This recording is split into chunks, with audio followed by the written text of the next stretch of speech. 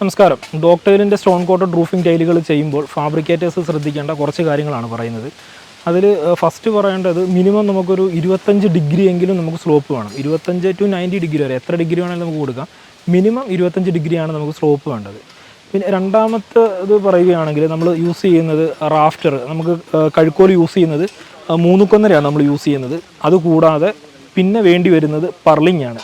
പട്ടിക നമ്മൾ യൂസ് ചെയ്യുന്നത് ഈ പറയുന്ന 1.1 യൂസ് ചെയ്യുന്നത്. ഈ രണ്ട് മെറ്റീരിയലും കമ്പനി സജസ്റ്റ് ചെയ്യുന്നത് 16 ഗേജ് ആണ്. അടുത്തായിട്ട് നമ്മൾ ശ്രദ്ധിക്കേണ്ടത് റാഫ്റ്ററിൻ്റെ ഗ്യാപ്പാണ്. അതായത് നമ്മൾ കഴുക്കോല് കൊടുക്കുമ്പോഴുള്ള ഗ്യാപ്പാണ് നമ്മൾ ശ്രദ്ധിക്കേണ്ടത്. നമുക്ക് 150 to 180 സെൻറ്റി, അതായത് 150 സെൻറ്റി മുതൽ 180 സെൻറ്റി വരെ നമുക്ക് റാഫ്റ്ററിൻ്റെ ഗ്യാപ്പ് കൊടുക്കാം. ഈ ഒരു സൈറ്റിൽ നമ്മൾ കൊടുത്തിരിക്കുന്നത് 150 സെൻറ്റിയാണ്. കഴുക്കോലിൻ്റെ അകലം കഴിഞ്ഞാൽ ഏറ്റവും കൂടുതൽ നമ്മൾ ശ്രദ്ധിക്കേണ്ടത് പർലിങ്ങിൻ്റെ ഗ്യാപ്പാണ്. പട്ടിക കൊടുക്കുമ്പോഴാണ് ഈ ഒരു വർക്കിനകത്ത് ഏറ്റവും കൂടുതൽ നമ്മൾ ശ്രദ്ധിക്കേണ്ടത്. നമുക്ക് പട്ടികയുടെ അകലം വരുന്നത് ഏകദേശം 36.8 സെൻറ്റിയാണ്. അത് വരുന്നത് ഇന്നർ ടു ഔട്ടർ ആണെങ്കിലും സെൻറ്റർ ടു സെൻറ്റർ ആണെങ്കിലും വരേണ്ട ഗ്യാപ്പ് 36.8 സെൻറ്റിയാണ്. ഡോക്ടറിൻ്റെ സ്റ്റോൺ കോട്ടഡ് ഷീറ്റിന് അക്സസറീസ് വരുന്നത് 3 എണ്ണമാണ്. ഒന്ന് അതിൻ്റെ റിഡ്ജ്, അതായത് കമത്തോട്. 2 അതിൻ്റെ വാലി ട്രേ, അതായത് കുഴിപ്പാത്തി. 3 അതിൻ്റെ ബാർജാണ്, അതായത് സൈഡിൽ വെക്കുന്ന ആ ഒരു ബോർഡറാണ് വരുന്നത് ബാർജ്. ഈ 3 എണ്ണമാണുള്ളത്. അതിനകത്ത് ആദ്യം നമ്മൾ കാണിക്കുന്നത് വാലി ട്രേ, കുഴിപ്പാത്തി വെക്കുന്നതാണ് കാണിക്കുന്നത്. ഈ ഒരു സൈറ്റിൽ ഏകദേശം 45 ഡിഗ്രിയാണ് റൂഫിൻ്റെ ആംഗിൾ വന്നിരിക്കുന്നത്. അപ്പോൾ അതുകൊണ്ട് തന്നെ ഈ വാലി വെക്കാനായിട്ട് ഇവിടെ സെൻറ്ററിൽ നിന്ന് അടുത്ത പർലിങ്ങിൻ്റെ സെൻറ്ററിലേക്ക് പോയിരിക്കുന്നത് 20 സെൻറ്റിയാണ്. അപ്പോൾ ഈ 20 സെൻറ്റി എന്നുള്ളത് ചെറുതായിട്ട് അങ്ങോട്ടും ഇങ്ങോട്ടും ചെറുതായിട്ട് വേരിയേഷൻ വരാൻ ചാൻസ് ഉണ്ട്. കാരണം സ്ലോപ്പ് കൂടുന്നതിനും കുറയുന്നതിനും അനുസരിച്ച് ഏകദേശം 18 സെൻറ്റി ടു 20 സെൻറ്റിയാണ് ഈ പറയുന്ന നമ്മുടെ ഈ റാഫ്റ്ററിൽ നിന്നും സൈഡിലേക്ക് കൊടുക്കുന്ന പൈപ്പിൻ്റെ സെൻറ്ററിലേക്ക് വരുന്നത്. ഏകദേശം 18 to 20 സെൻറ്റിയാണ് ഗ്യാപ്പ് വരുന്നത്. അത് റൂഫിൻ്റെ സ്ലോപ്പിനെ ബേസ് ചെയ്തിരിക്കും. നമുക്ക് ഡോക്ടൈലിൻ്റെ വാലിയുടെ നീളം വരുന്നത് 2 മീറ്ററാണ്. അതിൻ്റെ സെൻറ്ററിൽ നിന്ന് 2 സൈഡിലേക്കും വരുന്നത് കറക്റ്റ് 20 സെൻറ്റിയാണ് കറക്റ്റ് സെൻറ്ററിൽ നിന്ന് 2 സൈഡിലേക്കും വരുന്നത്. അടുത്തതായിട്ട് ശ്രദ്ധിക്കേണ്ടത് റിഡ്ജ് എങ്ങനെയാണ് അടിക്കേണ്ടതെന്നാണ്. അതായത് കമത്തോട് എങ്ങനെയാണ് അടിക്കുന്നത് എന്നാണ് നമ്മൾ നോക്കാൻ പോകുന്നത്. കമത്തോട് അടിക്കുന്നതിന് മുമ്പ് ഷീറ്റിൻ്റെ ലേയിങ് ഫുള്ള് കഴിഞ്ഞതിന് ശേഷമാണ് നമ്മൾ കമത്തോട് അടിക്കുന്നത്.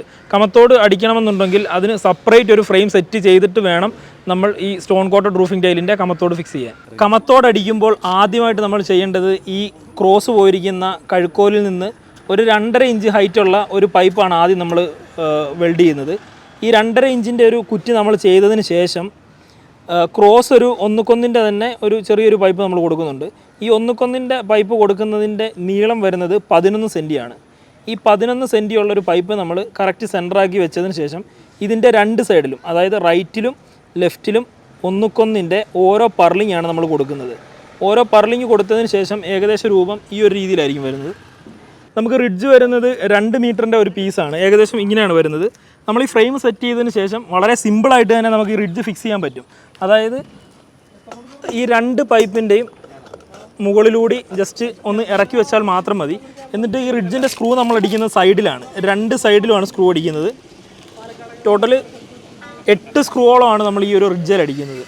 ഒരു സൈഡിൽ 4, ഇപ്പുറത്തെ സൈഡിൽ 4, അങ്ങനെ ടോട്ടൽ 8 സ്ക്രൂ ആണ് നമ്മൾ റിഡ്ജിന് കൊടുക്കുന്നത്. ഏകദേശം റിഡ്ജിന് നമുക്ക് ഓവർലാപ്പ് വരുന്നത് 4 ഇഞ്ച് അതല്ലെങ്കിൽ 6 ഇഞ്ച് വരെയാണ് നമ്മൾ റിഡ്ജിന് ഓവർലാപ്പ് കൊടുക്കുന്നത്. അടുത്തത് പ്രധാനമായിട്ടും ശ്രദ്ധിക്കേണ്ടത് ഷീറ്റ് ലേയിങ്ങിൻ്റെ ടൈമാണ്. അതായത് ഷീറ്റ് ലേ ചെയ്യുമ്പോൾ ഡോക്ടൈലിൻ്റെ സ്റ്റോൺ കോട്ടഡ് റൂഫിംഗ് ടൈലാണ് നിങ്ങൾ ചെയ്യുന്നതെങ്കിൽ അത് ഒരു ഒറ്റ ലൈനായിട്ട് ചെയ്യാൻ പാടില്ല. അതായത് ഷീറ്റ് ലേ ചെയ്യുമ്പോൾ ഓടൊക്കെ ലേ ചെയ്യുന്ന പോലെ തന്നെ കയറി ഇറങ്ങി വേണം ലേ ചെയ്യാനായിട്ട്. ജസ്റ്റ് ഇവിടെ നോക്കുവാണെങ്കിൽ നിങ്ങൾക്ക് വളരെ വ്യക്തമായിട്ട് മനസ്സിലാവും. ഈ ഒരു പീസ് വന്നിരിക്കുന്നത് ആ എൻഡിൽ നിന്നും ഏകദേശം ഇവിടം വരെയാണ് ഒരു ഷീറ്റ് വന്നിരിക്കുന്നത്. അടുത്ത ഷീറ്റ് വന്നിരിക്കുന്നത് ഇവിടുന്ന് നേരെ ഇങ്ങോട്ടാണ് വന്നിരിക്കുന്നത്. ഈ ഒരു ജോയിൻറ്റ് ഇവിടെ കാണാൻ നിങ്ങൾക്ക് സാധിക്കുന്നുണ്ടോ എന്ന് എനിക്കറിയത്തില്ല. ഈ ഒരു ജോയിൻറ്റ് വന്നിരിക്കുന്നതിൻ്റെ നേരെ താഴത്തെ ലൈനിൽ ജോയിൻറ്റ് വരാൻ പാടില്ല. അതേസമയം ഇവിടുത്തെ ഒരു ജോയിൻറ്റ് വരേണ്ട ഒന്നില്ലെങ്കിൽ അങ്ങോട്ടോ അതല്ലെങ്കിൽ ഇങ്ങോട്ടോ മാറിയായിരിക്കണം.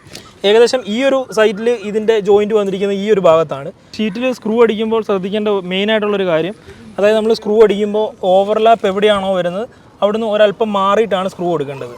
ഏകദേശം ഒരു ഷീറ്റിൻ്റെ ഒരു ലൈനിൽ തന്നെ ടോട്ടൽ 3 സ്ക്രൂ ആണ് വരുന്നത്. ഒന്ന് സൈഡിലായിട്ട് വരും, മറ്റൊന്ന് സെൻറ്ററിലായിരിക്കും വരുന്നത്, അടുത്ത് വരുന്ന ഈ എൻഡിലായിട്ടായിരിക്കും വരുന്നത്.